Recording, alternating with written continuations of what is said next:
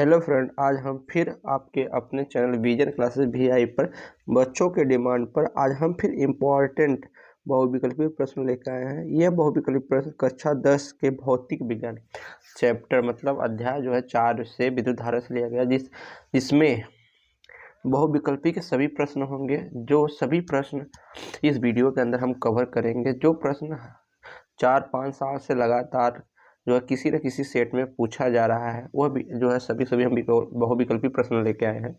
और ये वीडियो आप सबको अच्छा लगे तो वीडियो को लाइक शेयर सब्सक्राइब करना। हम चलते हैं अपने क्वेश्चन की तरफ। यहाँ पर हम चलते हैं अपने जो है अगले प्रश्न की तरफ। आपको पता है कि अपने जो है यूट्यूब चैनल का नाम क्या है, विजन क्लासेस वीआई।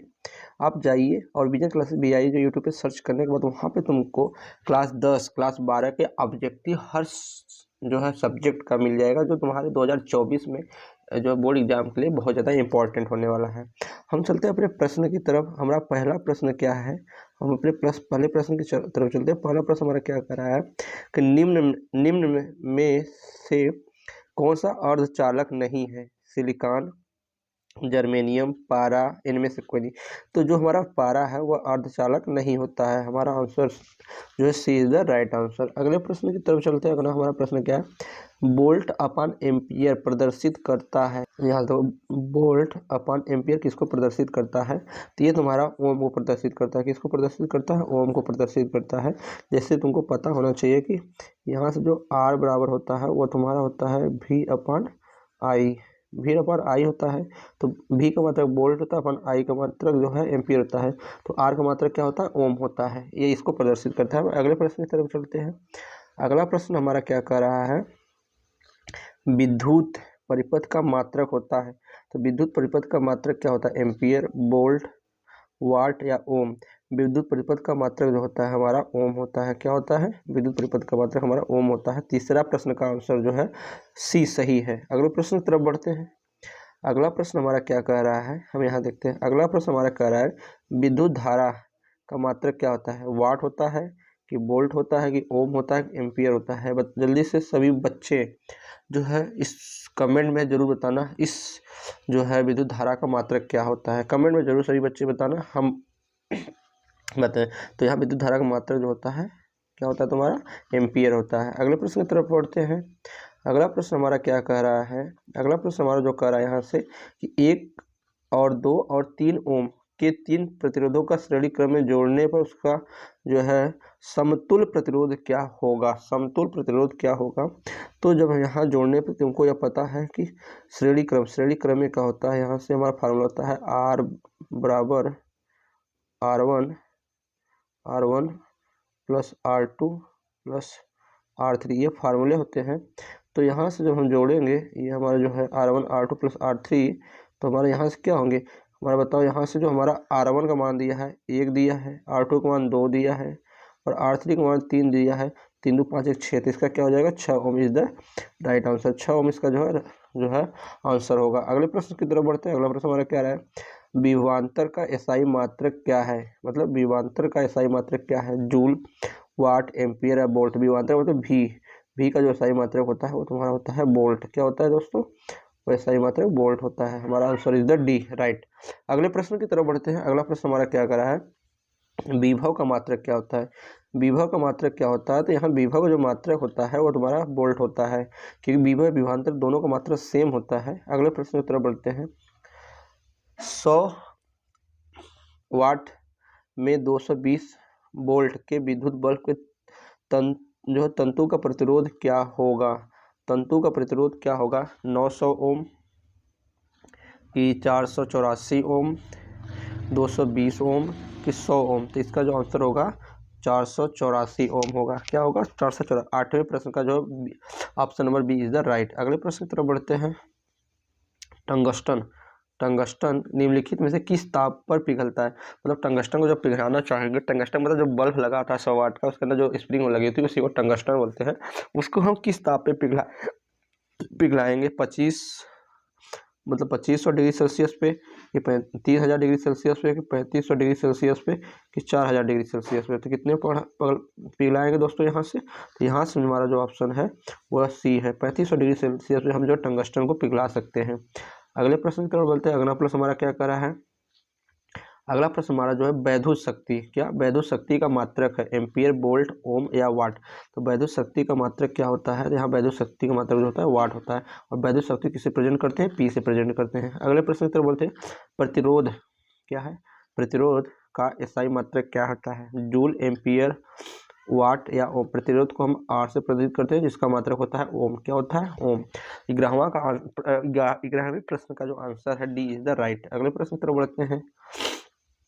अगला प्रश्न हमारा क्या कर रहा है कि 12 वोल्ट विभवांतर के दो बिंदुओं के बीच का जो है 2 कूलाम आवेश को लाने में किया गया कार्य। तो यहाँ फार्मूला होता है V बराबर W/Q। और यहाँ पूछा गया कार्य पूछा है, तो इसका मान तुम्हारा V का मान 12 दिया, Q का मान 2 दिया, तो 12 24, कितना हो जाएगा आंसर, 24 जूल हो जाएगा। इसका आंसर जो है 24 जूल हो जाएगा। अगले प्रश्न की तरफ बढ़ते हैं। अगला प्रश्न हमारा क्या कर रहा है, अगला करा सेल के विद्युत वाहक बल का मात्रक होता है। विद्युत वाहक बल मतलब देखो, विद्युत वाहक बल का मात्रक है ओम, वोल्ट या एम्पियर या कूलाम।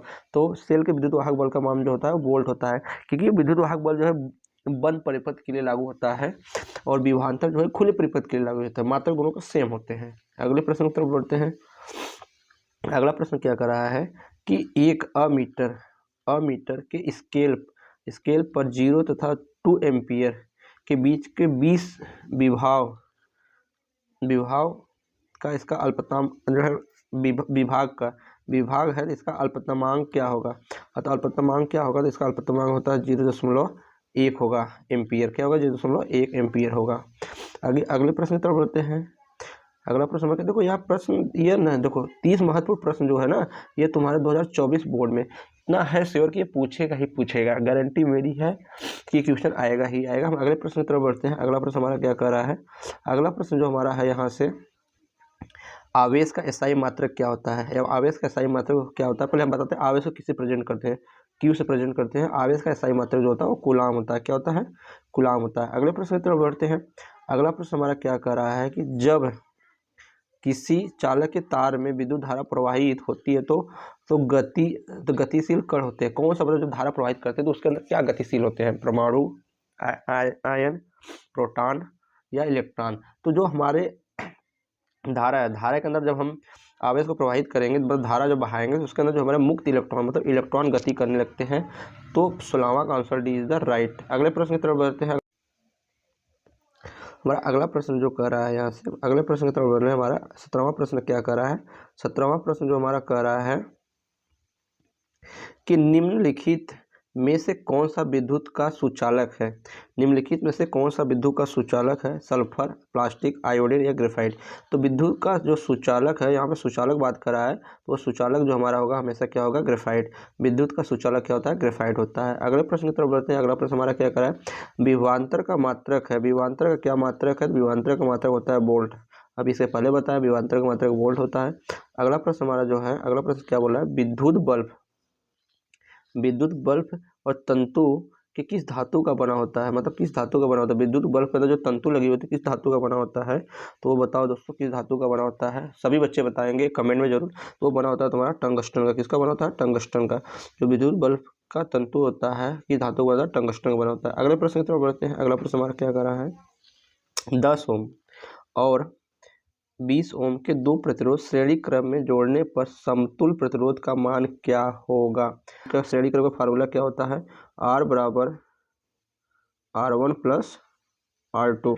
मतलब R1 कितना है 10 है, R2 कितना है 20, जोड़ोगे 30। तो इसका आंसर क्या हो जाएगा, सी इज द राइट आंसर। अगले प्रश्न की तरफ बढ़ते हैं। अगला प्रश्न हमारा क्या कर रहा है, अगला प्रश्न जो हमारा 21, किसी बल्ब में 220 वोल्ट पर 2 एम्पियर की धारा प्रवाहित होती है तो फिलामेंट का प्रतिरोध क्या होगा। फिलामेंट का प्रतिरोध क्या होगा, तो तुमको फिलामेंट का प्रतिरोध, तो यहाँ पे वही फिर फार्मूला लगेगा R बराबर V/I। तो जब काटोगे तो यहाँ हमारा आएगा आंसर 110 वोल्ट, क्योंकि 220 में 2 से भाग देंगे तो हमारा 110 आएगा। अगले प्रश्न की तरफ बढ़ते हैं। अगला प्रश्न हमारा क्या कर रहा है, बैटरी में किस प्रकार का धारा प्राप्त होता है। बात ये बैटरी में हमेशा जो AC प्राप्त होता है, DC प्राप्त होता है, दोनों प्राप्त होता है कि इनमें से कोई नहीं। तो हमेशा जो बैटरी में जो धारा प्रवाहित होता है वो हमेशा हमारा क्या होता है, DC धारा प्रवाहित होती है। अगले प्रश्न की तरफ बढ़ते हैं। अगला प्रश्न हमारा क्या कह रहा है, अमीटर अमीटर अमी अमीटर को विद्युत परिपथ में कैसे जोड़ा जाता है? श्रेणी क्रम, समांतर क्रम, ए बी दोनों में या इनमें से कोई नहीं? किस क्रम में जोड़ा जाता है? बस हमारे सभी बच्चे कमेंट में जरूर बताना कि अमीटर जो है विद्युत परिपथ में किस प्रकार जोड़ा जाता है। तो ये हमारा जो जोड़ा जाता है वो हमारा श्रेणी क्रम में जोड़ा जाता है। किस क्रम में? श्रेणी क्रम में, मतलब ये जो इसका सही आंसर है। जो है प्रश्न हम जो है 24 की तरफ बढ़ते हैं। 24 प्रश्न क्या करा है? वोल्ट मीटर को विद्युत परिपथ में कैसे जोड़ा जाता है? मतलब श्रेणी क्रम में, समांतर क्रम में, कि ए बी दोनों की? इनमें से कोई जो है, इनमें से कोई नहीं है। तो ये हमेशा जो है वोल्ट मीटर को समांतर क्रम में जोड़ते हैं और अमीटर को हमेशा श्रेणी क्रम में जोड़ते हैं। अगले प्रश्न की तरफ बढ़ते हैं। अगला प्रश्न हमारा क्या कर रहा है?